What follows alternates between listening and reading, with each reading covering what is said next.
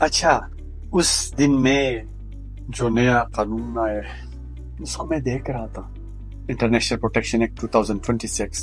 میرے سامنے اس طرح ایک سیکشن آف لا یا سیکشن 38 جو ان لوگوں کے بارے میں ہے جس میں لیکنگ کیپیسٹی ہو.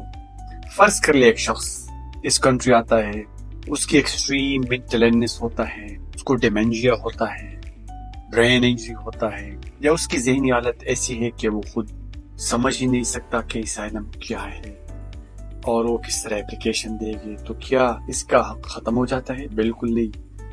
یہی اس نئے قانون کی سب سے اہم بات ہے.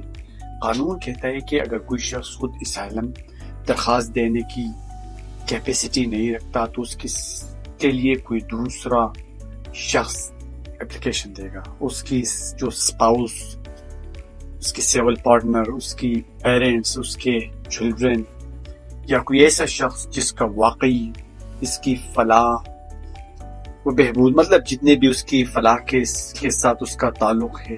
اب یہاں ایک اور بات بہت اہم آتی ہے.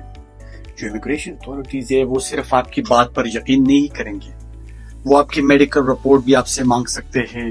اگر ضرورت پڑے تو وہ آپ کو خود آپ کی میڈیکل چیک اپ کرا سکتے ہیں تاکہ یہ بات ثابت ہو سکے کہ واقعی جو شخص ہے وہ اس میں فیصلہ کرنے کی کیپیسٹی نہیں ہے.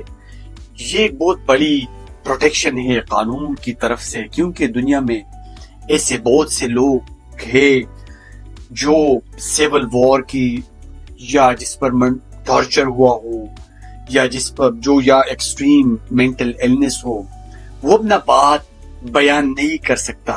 اور اگر یہ قانون فرض کر لے اس میں شامل نہ ہوتا تو ایسے لوگ وہ ایک سسٹم سے مکمل طور پر بالکل الگ ہو جاتے.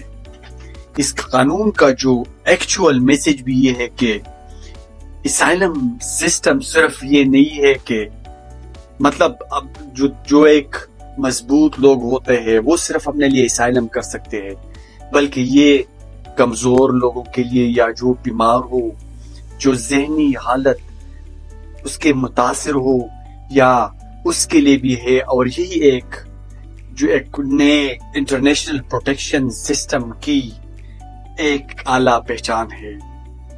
تو یہ واقعی ایک بڑا انٹرسٹنگ سیکشن ہے جو اس نئے قانون میں آیا ہے.